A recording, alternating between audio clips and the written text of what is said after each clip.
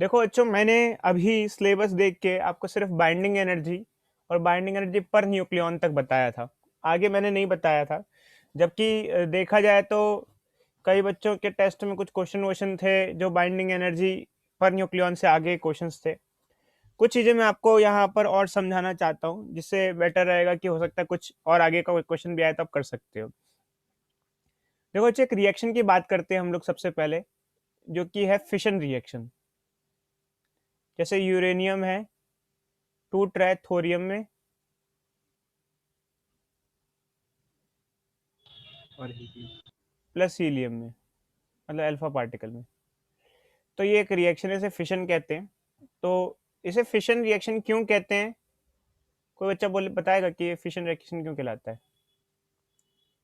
Fission reaction क्यों कहलाता है? सर एक को टूट के दो में आ रहा है। कन्वर्ट हो डिवाइड रहा हो है, एक जाता है टूट के दो में कन्वर्ट हो ना। जा रहा है, इसलिए इसे हम फिशन रिएक्शन बोलते हैं। जब भी कोई रिएक्शन हो तो दो टाइप के रिएक्शन होते हैं, एक होते हैं स्पॉन्टेनियस, एक होते हैं नॉन स्पॉन्टेनियस। स्पॉन्टेनियस जो अपने आप हो, हमें उसके लिए एनर्जी देने की जरूरत ना हो, और नॉन स्पॉन्टेनियस वो जिसको कैरी आउट कराने के लिए एनर्जी देनी पड़े। हमें कभी कैसे पता चले कि कोई सा रिएक्शन स्पॉन्टेनियस है या नॉन स्पॉन्टेनियस है? एक तो हो सकता है अगर हमें उसके दिया, अंदर एक तो हमें हो सकता है दिया हो कि इसमें ऐसे हीट लिबरेट हुई है, ऐसे हीट रिलीज हुई है, एनर्जी रिलीज हुई है, कुछ ऐसा दे रखा हो। नहीं तो एक दूसरा तरीका है दोनों साइड में मास निकालने का। एलएचएस में एलएचएस का मास और आरएचएस का ओवरऑल मास कंपेयर करने का। इससे क्या होता है? देखो बच्चों, अब बच्चे पूछते हैं सर मास कंपेयर से क्या होता है, समझ में नहीं आया। तो अगर आरएचएस में मास ज़्यादा आया एलएचएस से, इसका क्या मतलब हुआ कि मास डिक्रीज हो रहा है। मास क्या हो रहा है? डिक्रीज हो रहा है। वो मास डिक्रीज होके गया कहाँ? वो मास किस डिक्रीज होके किस में कन्वर्ट हो गया? वो मास डिक्रीज होके किस में कन्वर्ट हुआ? एनर्जी में कन्वर्ट हुआ है। इसका मतलब कि वो स्पॉन्टेनियस है, स्पॉन्टेनियस के अंदर ही एनर्जी रिलीज होती है। अगर हम देखा जाए तो स्पॉन्टेनियस है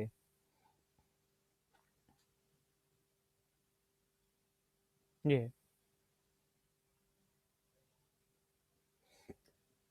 सर इसमें तो मास इंक्रीज हो रहा है ना, राइट हैंड साइड में से। राइट हैंड साइड में कम होना चाहिए, मतलब लेफ्ट हैंड साइड में सॉरी ये गलत दिख जाए, एलएचएस है यहाँ पे, आरएचएस वो एलएचएस है ना, वो लेफ्ट हैंड साइड है और ये राइट हैंड साइड है। तो जैसे यूरेनियम 238 का अगर मास ज़्यादा है थोरियम 234 और हीलियम 4 के कंबाइंड मास से, तो इसका मतलब जब ये रिएक्शन हुआ तो मास कम हुआ और वो मास एनर्जी में कन्वर्ट हुआ, मतलब एनर्जी रिलीज हुई। ये स्पॉन्टेनियस प्रोसेस होगा, इससे हमें मालूम चलेगा। और अगर जैसे फिलहाल तो ये रिएक्शन ऐसा है, मान लो कोई रिएक्शन हो और हमारे पास, जैसे उसमें, इसकी बात नहीं कर रहा मैं, लेफ्ट हैंड साइड का मास और राइट हैंड साइड का मास देखा जाए तो अगर आरएचएस का मास ज़्यादा आता है तो सीधे सीधे वो कैसा रिएक्शन हुआ? Non spontaneous. नॉन स्पॉन्टेनियस में क्या होता है कि हमें एनर्जी प्रोवाइड करनी पड़ती है। अगर हमें वो रिएक्शन कैरी आउट कराना है, न्यूक्लियर रिएक्शन कैरी आउट करना है, तो हमें एनर्जी प्रोवाइड करनी पड़ती है। ये सिर्फ फिशन रिएक्शन के साथ नहीं है, ऐसा फ्यूजन रिएक्शन के साथ भी है। मतलब जैसे मान लो हमें कोई इक्वेशन दी हो फ्यूजन रिएक्शन की, तो भी हमें ये देखना पड़ेगा। तो ये चीज़ें बच्चे कुछ सीखने समझने की हैं।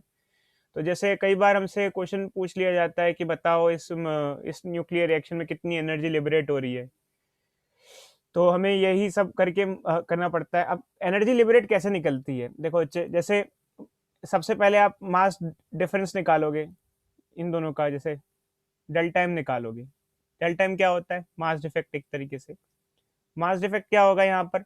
यहाँ मास डिफेक्ट क्या होगा? यहाँ मास डिफेक्ट होगा जो पहले और बाद में जो डिफरेंस आया है उसे मास डिफेक्ट कहेंगे। LHS हाँ, फिलहाल देखो तो बच्चे, जैसे ऊपर वाले केस में, जैसे ऊपर वाले केस में देखा जाए तो एक्चुअली क्या है कि स्पॉन्टेनियस वैसे ज़्यादातर क्वेश्चन हमें देखने को मिलेंगे। तो okay L sir. H S minus R H S mass of all the non spontaneous भी मिल सकता है। एनसीईआरटी में नॉन स्पॉन्टेनियस का केस भी है, अभी हम सब करेंगे, क्योंकि ऐसे ही आज वो टॉपिक बच गया था तो मैंने सोचा मेरे को अच्छा लगा कि चलो करा देते हैं। तो delta M is equal to, अगर देखा जाए तो पहले आप प्रोडक्ट, मास ऑफ प्रोडक्ट लो, product minus mass of reactant ले लो, इस तरीके से लेंगे। कोई दिक्कत बच्चों बोलो? No, sir. तो ये हमारा है। फिर अब अगर आपको एनर्जी रिलीज निकालनी है, जिसे बाइंडिंग एनर्जी भी कह सकते हैं, तो डेल्टा एम सी स्क्वायर लगा सकते हैं हम लोग यहाँ। बट मैंने आपको पहले ही बताया था कि delta M C square formula लगाना ठीक नहीं होता, क्योंकि उसमें मास को केजी में पुट करना पड़ता है और एनर्जी जूल में आती है। जबकि हमें कन्वीनियंट क्या पड़ता है, हमें मास डिफेक्ट को पुट करना होता है यू में, और बाइंडिंग एनर्जी या एनर्जी लिबरेटेड चाहिए होती है हमें मेगा इलेक्ट्रॉन वोल्ट या इलेक्ट्रॉन वोल्ट में। तो हम क्या करते हैं, हमारा ये काम होता है डेल्टा एम को 931.5 से मल्टीप्लाई कर देना, और हमारा रिजल्ट आता है in mega electron volt. We will get results in mega electron volt. Any doubt? कुछ क्वेश्चन देखें बच्चों? चलो बच्चों देखें क्वेश्चन। Yes, sir. चलो, तो जैसे कि एक क्वेश्चन हमने दिया है यही वाला, क्वेश्चन नंबर 8, जो कि अभी एक्चुअली मैंने उस टाइम ढंग से करा, पहले टाइम कराया था, फर्स्ट जब मैंने पढ़ाया था स्टार्टिंग में न्यूक्लियर, तो कराया था शायद, तब तक तो आप भूल भी गए होगे इस चीज को। सेकंड टाइम में नहीं कराया था ये मैंने, तो इसको अच्छे अभी कर लो, ट्राई करो जल्दी से, फिर हम और भी क्वेश्चन करते हैं काफी, क्योंकि अगर अगर ये आ गया तो फिर ये काफी इंपॉर्टेंट पोर्शन है इस चैप्टर का।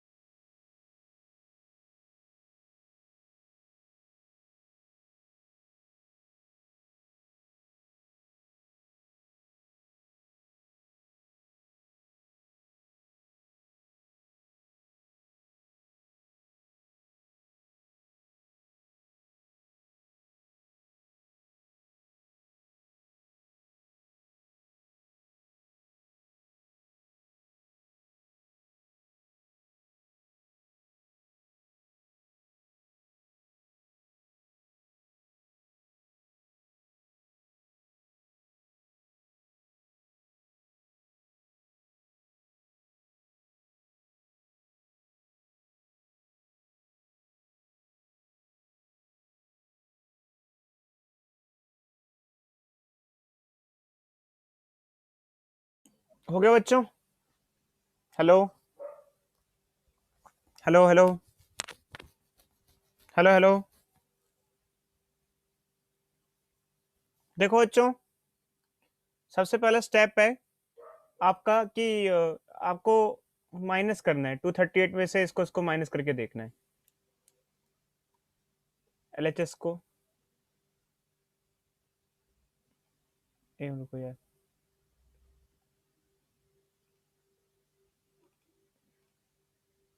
एक मिनट एक मिनट रुको बच्चे, कुछ उल्टा नहीं है ये, एक मिनट रुको रुको रुको रुको रुको बच्चे रुको।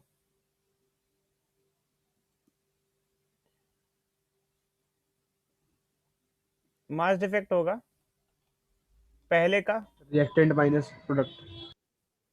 रिएक्टेंट माइनस प्रोडक्ट होगा, सॉरी बच्चों, पहले का रिएक्टेंट, रिएक्टेंट माइनस प्रोडक्ट, मतलब पहले का और दूसरे का जैसे है। तो अगर हम यहाँ करते हैं तो हमें क्या करना होगा, 238 से माइनस करना होगा, 238 और सिर्फ और डेसिमल प्लेसेस यूज करनी होंगी, 238.05079 से माइनस करना होगा हमें 234.04363 और इससे माइनस करना होगा हमें 4.0026। मतलब ओवरऑल अगर देखा जाए तो मेरा तो जो मास डिफेक्ट है वो यहाँ पर पॉजिटिव में आ रहा है। पॉजिटिव मतलब कि बाद में मास कम हो रहा है, बाद में मास रिड्यूस हो रहा है। इन दोनों फाइनल का मास, मतलब जो प्रोडक्ट का मास है वो कम आ रहा है, बाद वाला मास। और कितना कम आ रहा है, इतना आ रहा है। स्पॉन्टेनियस और नॉन स्पॉन्टेनियस से बताओ बच्चे। 456 आ रहा है। स्पॉन्टेनियस और नॉन स्पॉन्टेनियस है ये, कौन सा केस बैठ रहा है ये, ऊपर वाला नीचे वाला, फर्स्ट या स्पॉन्टेनियस होगा, स्पॉन्टेनियस। एलएचएस का मास ज्यादा आ रहा है, आरएचएस का मास कम आ रहा है मेरा तो, और ये इतना डिफरेंस आ रहा है। आप एनर्जी लिबरेट पूछी हुई होगी शायद इसके अंदर हमें, तो एनर्जी रिलीज पूछिए मेगा इलेक्ट्रॉन वोल्ट में, तो सीधे सीधे हमें क्या करना है, देखो 9.31 हाँ मल्टीप्लाई कर इसको देंगे। मल्टीप्लाई कर देंगे। We have to multiply delta M which is 0.00456 with 931.5 mega electron volt. तो ये हमारा आंसर आ जाएगा बच्चों। इतनी एनर्जी हमारी ईबी की जगह क्यों लिख देते हैं फिलहाल, खैर यहाँ पे, क्योंकि वो तो E is equal to delta M C square formula होता है, तो यहाँ ये लिख देते हैं, E is equal to delta M C square, ये फॉर्मूला है बच्चे, लगा देते हैं, ये आंसर आ जाएगा। तो यहाँ पर अगर आप इसको मल्टीप्लाई कर देते हो 931.5 से, कितना आएगा बच्चे बहुत बताना। 4.24 के बाद का ऐसे कुछ आ रहा है। 4.24 इन मेगा इलेक्ट्रॉन वोल्ट्स, इतनी एनर्जी लिबरेट होगी। तो चलो बच्चे, अगर यही हमने किया है तो हम कुछ क्वेश्चन और देख ही लेते हैं इससे रिलेटेड, क्या क्या एग्जामिनेशन में पूछे जाते हैं। चलो प्रैक्टिस कर लो अच्छे से। तो आते हैं अच्छे क्वेश्चंस पे, मूविंग टुवर्ड्स मोर क्वेश्चंस।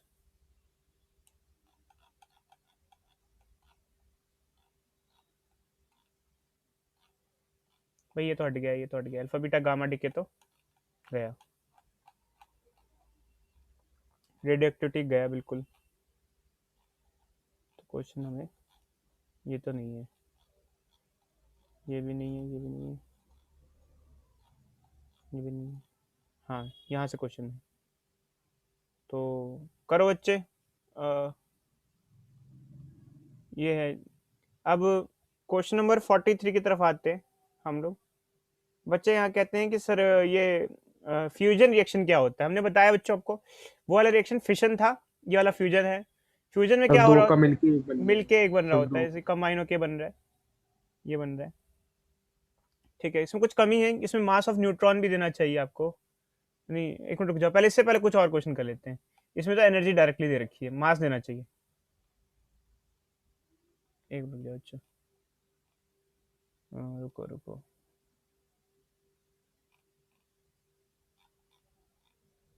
एक क्वेश्चन एनसीईआरटी का लेते हैं, अच्छा सा बेटर रहेगा। एनसीईआरटी,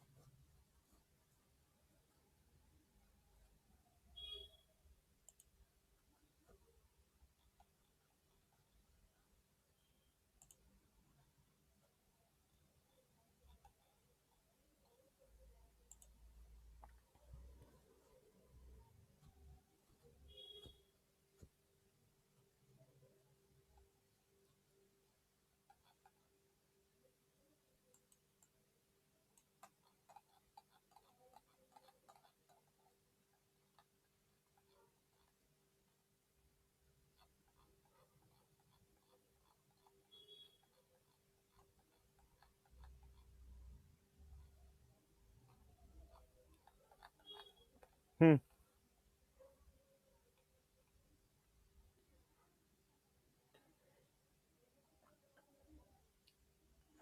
देखो बच्चे, इसमें हमने फर्स्ट पार्ट कर लिया है, थोड़ा सा मैं समझा देता हूँ ये है क्वेश्चन क्या।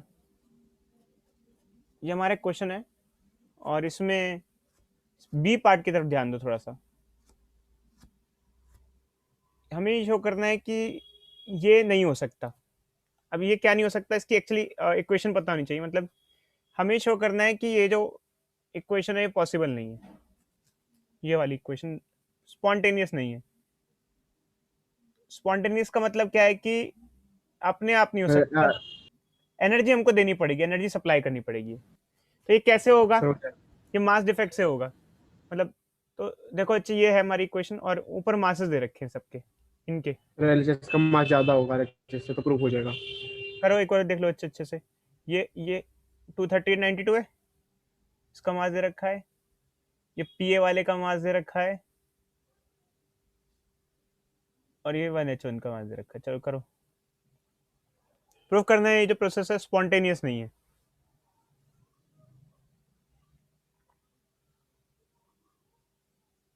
इक्वेशन लिख लो, मैं ऊपर जूम कर देता हूँ, छोटा छोटा हो गया होगा काफी।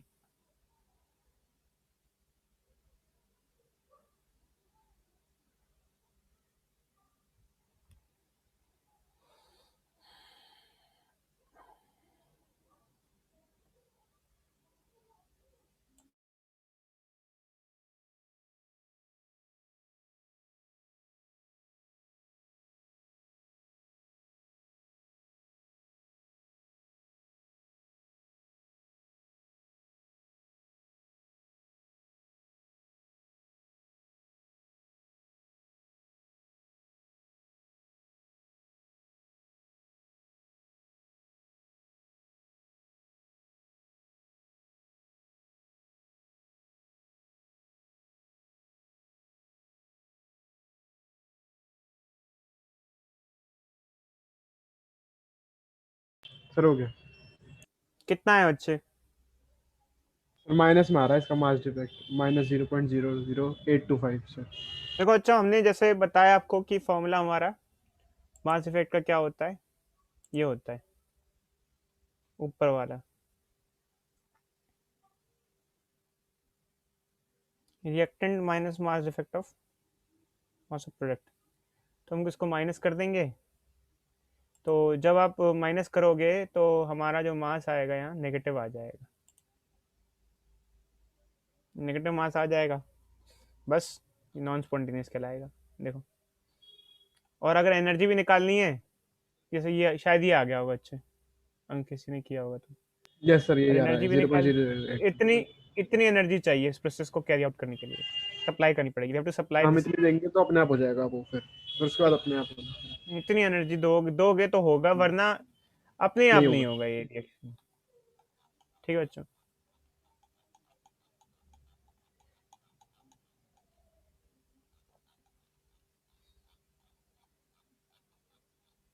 एक क्वेश्चन और देख लेते हैं। अच्छा, उसके बाद थोड़ा डिफरेंट टाइप के क्वेश्चन ट्राई करेंगे, डायरेक्ट बाइंडिंग एनर्जी बेसिस पे।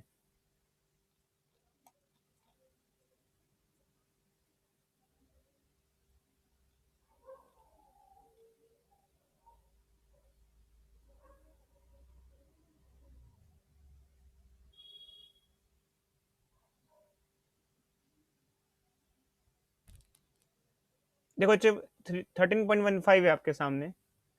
तो ये क्वेश्चन भी एक वैसे ही करना है। दे रखा है आपको, पूरा बता रखा है कैसे करना है। मतलब उन्होंने तो उल्टा ये भी बता रखा है करना कैसे है, कि मास डिफेक्ट कैसे निकालना है। इन दोनों का मास लेना है, इससे माइनस करना है, फिर आपको क्यू वैल्यू मिलेगी, और उसकी वजह से बताना है एंडोथर्मिक है एक्सोथर्मिक है। तो आप इनमें से कोई सा भी कर सकते हो। तो हम आपको एक काम देते हैं, चलो आप एक काम करो, अच्छा सेकंड वाला कर लो, बस प्रैक्टिस के लिए। फर्स्ट वाला भी कर सकते हो, सेकंड वाला भी कर सकते हो, सेकंड वाला प्रैक्टिस के लिए अभी कर लो बस। बाकी आप ट्राई करना हो तो सेकंड वाला, जो भी करना, फर्स्ट वाला बाद में कर सकते हो। अभी सेकंड वाला करके दिखा दो मुझे।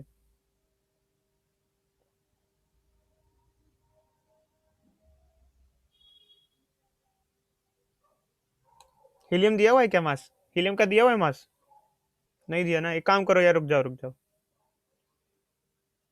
फर्स्ट वाला कर दो, क्योंकि एक का मास नहीं दिया हुआ है इसमें, गिवन नहीं है। 1H1 1H1 भी नहीं दिया हुआ है। रुको यार, 1H1 का क्या है? 1.1। अरे अच्छा ऊपर से देखना पड़ेगा हमें। 1H1 का मास, हीलियम का ऊपर से देख लेते हैं ना कहीं से।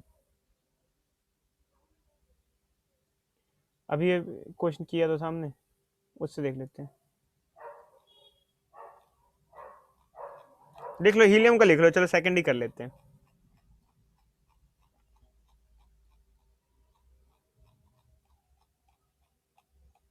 एनसीईआरटी में ऐसे ही होता है, दिया नहीं होता है क्वेश्चन के साथ। हीलियम का लिख लो, ये ऊपर है, और ये 1H1 का भी लिख लो। हीलियम का है 4.0026 U, लिख लो ये। और यहाँ यहाँ दोनों का दे रखा है, देखो लिख लिया 4.0026 U। अब आ जाते नीचे बच्चों, क्वेश्चन को क्वेश्चन करेंगे।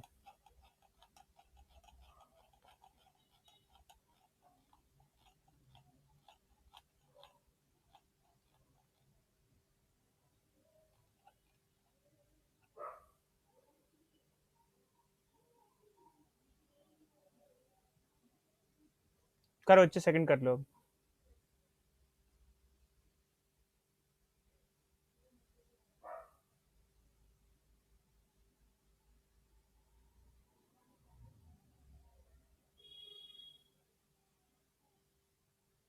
यही था ना हीलियम का? यस सर, ये कर लो, अब कर लो सेकंड क्वेश्चन।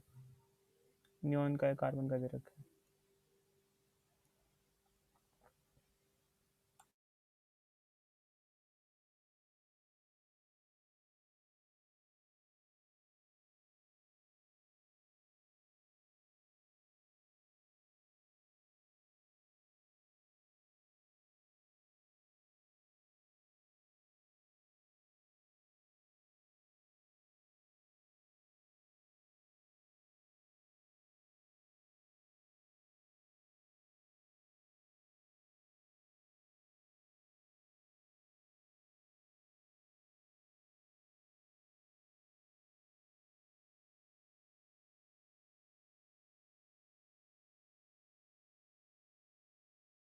सर हो गया।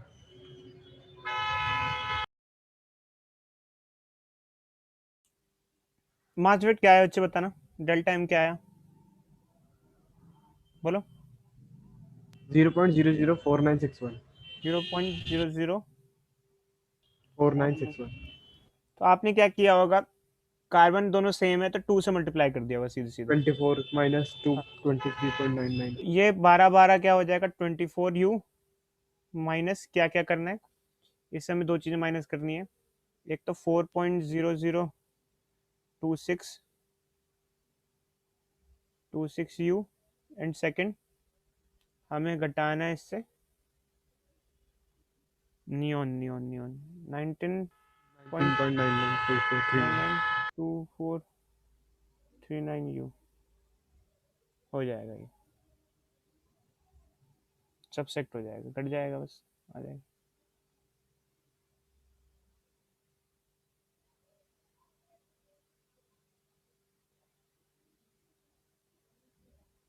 इससे आ जाएगा मास इफेक्ट। अब और हम क्या करेंगे इसके बाद, हम इसको मल्टीप्लाई कर देंगे।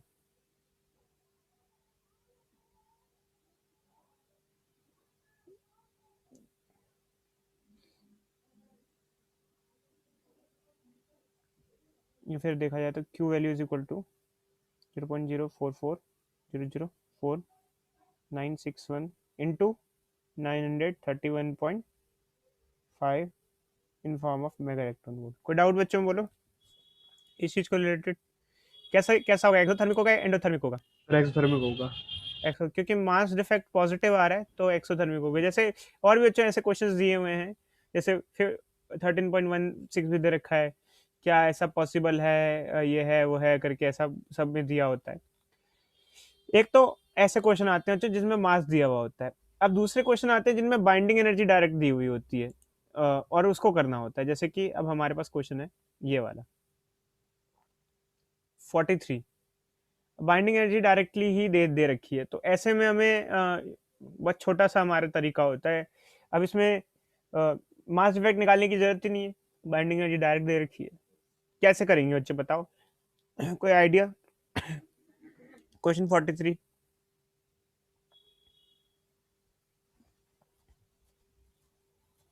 Calculate the energy release in fusion reaction. इसमें कितनी एनर्जी रिलीज होगी? देखो बच्चे, इसमें अगर ऐसे में एनर्जी दे रखी हो तो ऑब्वियस सी बात है एलएचएस की एनर्जी और आरएचएस की एनर्जी निकाल लो, बाइंडिंग एनर्जी निकाल लो। तो एलएचएस की बाइंडिंग एनर्जी यहाँ कितनी हो जाएगी? देखो एक की दे रखी है 2.23 दे रखी है, ठीक है। दो की क्या हो जाएगी? टोटल इनकी क्या हो जाएगी? 4.46। 4.46 मेगा इलेक्ट्रॉन वोल्ट। और आरएचएस की तो 7.73 मेगा इलेक्ट्रॉन वोल्ट है। अब चक्कर क्या होता है देखो बच्चों, वहां पर यहाँ पर फर्क है। जैसे उसके अंदर मास घट जाता था, मास घट जाता था एक्सोथर्मिक में, क्योंकि मास एनर्जी में कन्वर्ट हो जाता था। आरएचएस में उल्टा मास कम हो जाता था। यहाँ एक्चुअली क्या होता है, अगर एनर्जी की फॉर्म में बात की जाए तो बाइंडिंग एनर्जी बढ़ जाती है। After an exothermic reaction binding energy increases. जिस प्रोसेस में एनर्जी रिलीज हो, आइदर वो फिशन हो या फ्यूजन हो, अगर एनर्जी रिलीज हो रही है, जैसे इस प्रोसेस में एनर्जी रिलीज होगी और एनर्जी बाइंडिंग एनर्जी बढ़ जाएगी, क्योंकि बाइंडिंग एनर्जी तब बढ़ती है जब एक सिस्टम एनर्जी रिलीज करता है। तो इसके अंदर एनर्जी रिलीज हुई, बाइंडिंग एनर्जी बढ़ गई, कहाँ से कहाँ हो गई? यहाँ से यहाँ हो गई। तो कितना डिफरेंस आया? एनर्जी डिफरेंस निकाल लेते हैं। वो डिफरेंस निकाल लो, आ जाएगा बाइंडिंग एनर्जी रिलीज। बताओ ये कितना आ रहा है एनर्जी? कितनी एनर्जी आ रही है? बोलो बोलो भाई बोलो।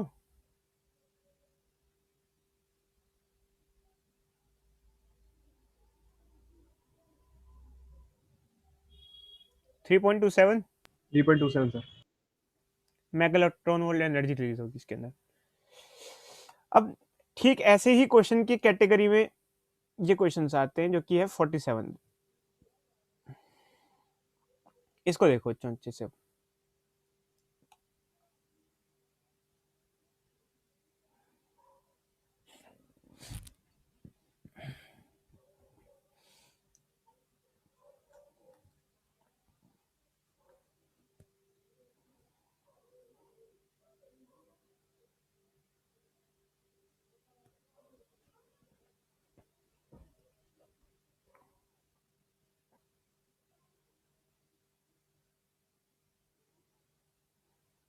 देखें बच्चों क्वेश्चन क्या है।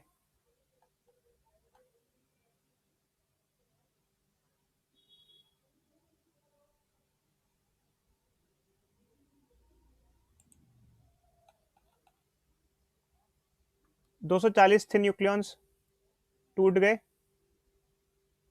130 और 110 में, ठीक है। पहले बाइंडिंग एनर्जी थी 7.6 मेगा इलेक्ट्रॉन वोल्ट, अब कितनी है? दोनों की 8.5 8.5। बट ये ओवरऑल नहीं है, ये पर न्यूक्लियॉन है। ध्यान रखना बच्चे, फर्क होता है। अब इस प्रोसेस में कितनी एनर्जी रिलीज होगी? कोई बच्चा बताएगा? क्या चक्कर है, क्या करें? बोलो। हेलो। सर मल्टीप्लाई कर देंगे। देखो बच्चों, जब बाइंडिंग एनर्जी नहीं दी होती है और बाइंडिंग एनर्जी पर न्यूक्लियॉन दिया होता है, तो बाइंडिंग एनर्जी पर न्यूक्लियॉन से काम नहीं चलता, टोटल बाइंडिंग एनर्जी से काम चलता है। तो, मल्टीप्लाई कर देंगे जितने तो न्यूक्लियॉन्स होंगे। पहले की टोटल बाइंडिंग एनर्जी देखी जाए तो we have to multiply 240 with 7.6, जो कि आ जाएगी 1824 मेगा इलेक्ट्रॉन वोल्ट। और बाद की जो एनर्जी आ जाएगी 130 की मल्टीप्लाई करेंगे 8.5 के साथ, जो कि हो जाएगी 1105 mega electron volt.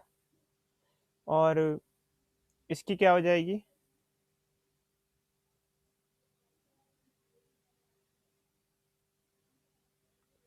935 mega electron volt.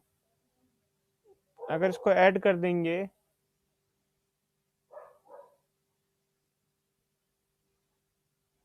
तो कुल मिला के आ जाएगा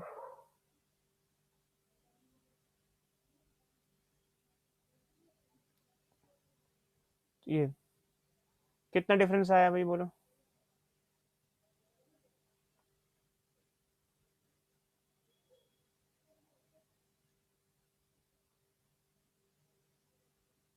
डिफरेंस आया 216 मेगा इलेक्ट्रॉन को, इतनी एनर्जी रिलीज होगी बच्चों। कोई डाउट? अगर बाइंडिंग एनर्जी नहीं दी है, बाइंडिंग एनर्जी पर न्यूक्लियन दी है, तो binding energy per nucleon sufficient नहीं है एनर्जी लिबरेटेड निकालने के लिए। आपको टोटल बाइंडिंग एनर्जी निकालनी पड़ेगी पहले की और बाद की। इसको इस तरीके से मत करना, थोड़ा सा ढंग से दिखा के करना बच्चों, बेटर रहेगा। कोई डाउट? बोलो भाई बोलो, अरे बोलो नो भाई। सर नो। इस ऐसे क्वेश्चंस आते हैं।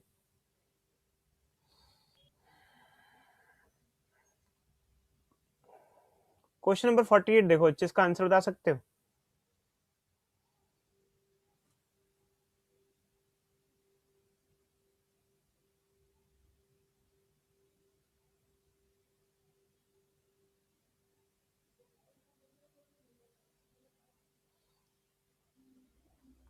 देखो बच्चों, दो टाइप के रिएक्शन होते हैं, एक होते हैं केमिकल रिएक्शन और एक होते हैं न्यूक्लियर रिएक्शन। केमिकल रिएक्शन में मास कंजर्व्ड होता है, बट न्यूक्लियर रिएक्शन में मास कंजर्व नहीं होता है। तो ये कह रहा है कि इसमें क्या मास बराबर रहेगा नहीं रहेगा? एक्चुअली मास तो न्यूक्लियर रिएक्शन में कभी कंजर्व होता ही नहीं है, कोई भी केस हो जाए, आइदर बढ़ेगा और कम होगा, either reaction will be endothermic और एक्सोथर्मिक। तो मास तो कंजर्व नहीं होगा, और वो मास किस में जाएगा? एनर्जी की फॉर्म में जाएगा। बस इतना सा हमें बताना होता है। कोई डाउट बच्चों इसको? No sir. बाइंडिंग एनर्जी बढ़ जाएगी तो वो लिबरेट हो जाएगा, बाइंडिंग एनर्जी घट जाएगी तो एनर्जी देनी पड़ेगी हमें। इस तरीके से होते हैं। तो बच्चों ये हमें मेनली अभी